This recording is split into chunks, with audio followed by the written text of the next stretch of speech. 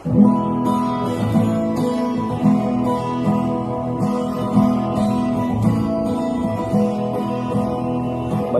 makinig, matuto. Manood, makinig at matuto. May aral natin ang kwento ng bayan ko. A blissful and meaningful storytelling day. It's another new journey of story time will be savored today from a collection of innovative folk stories. I am Teacher Alma at your service who will showcase a different story with moral lesson. It is titled The Legend of the Three Trees. It is made possible in the form of audiobook by yours truly, Alma Teresa T. Daulat of Lubang Vocational High School, Division of Occidental Mindoro. Are you ready to discover with me the magic behind the three trees? Please bear and listen with me as we unleash the depth of the legend of the three trees from the Canzoniere of Folk Stories. Once upon a mountain top, three little trees stood and dreamed of what they really wanted to become when they grew up. The first little tree looked at the stars and said, I want to hold treasure. I want to be covered with gold and filled with precious stones. I'll be the most beautiful treasure chest in the world.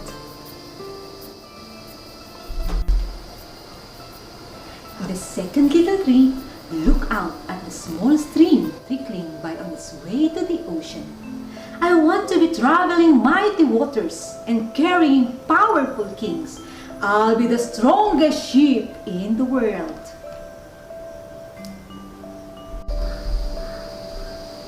The third little tree looked down to the valley below where busy men and women worked in a busy town.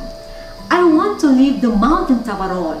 I want to grow so tall that when people stop to look at me, they'll raise their eyes to heaven and think of God.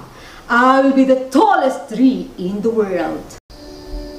Years passes, the rain came, the sun shone, and the little trees grew tall. One day, three woodcutters climbed the mountain. The first woodcutter looked at the first tree and said, This tree is beautiful. It is perfect for me. With a swoop of his shining axe, the first tree fell.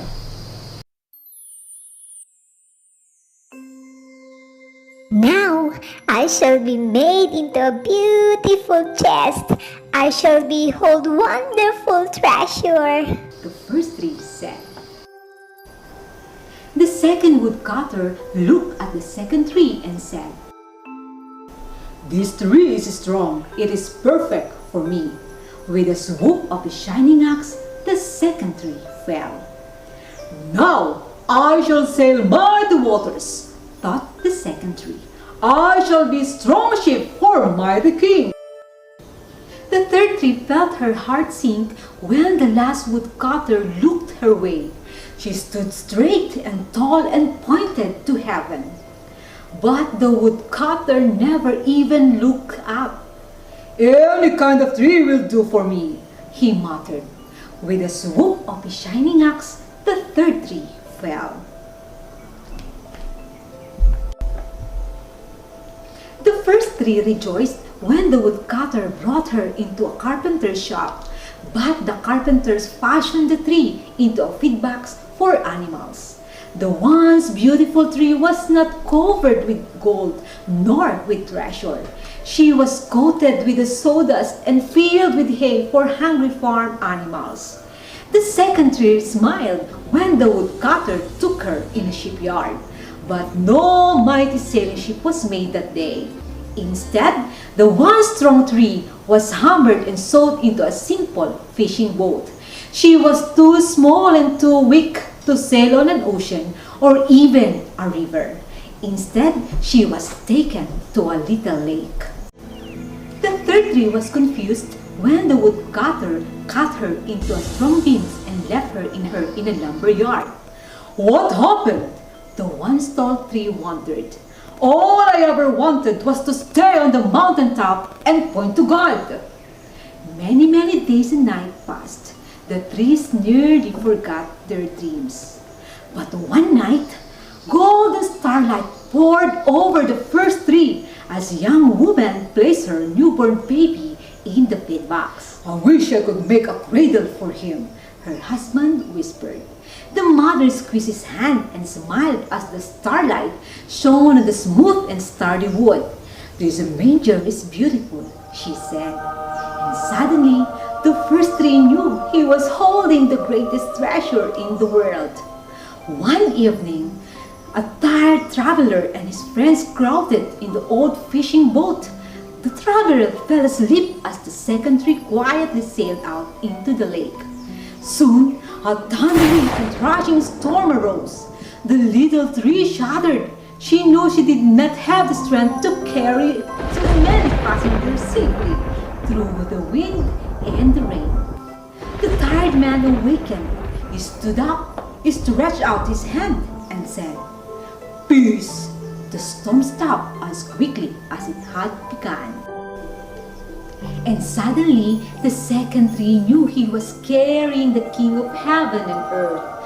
One Friday morning, the third tree was startled when her beams were yanked from the forgotten wood pile.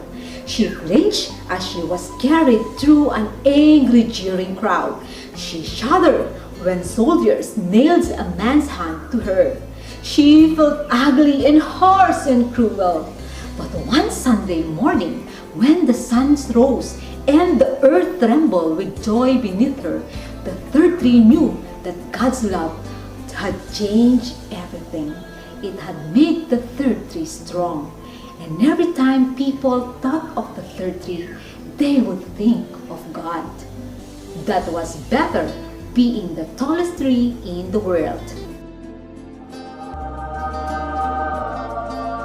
The next time you feel down because you didn't get what you want, sit tight and be happy because God is thinking of something better to give you.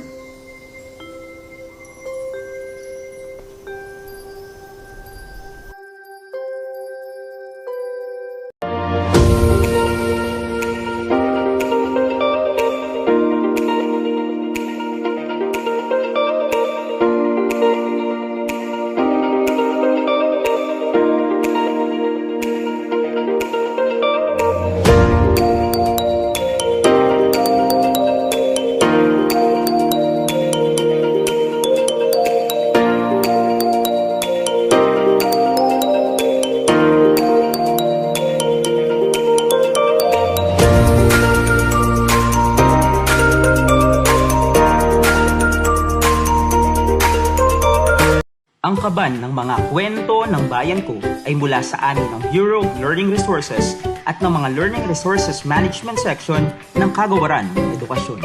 Manood, makinig, at matuto.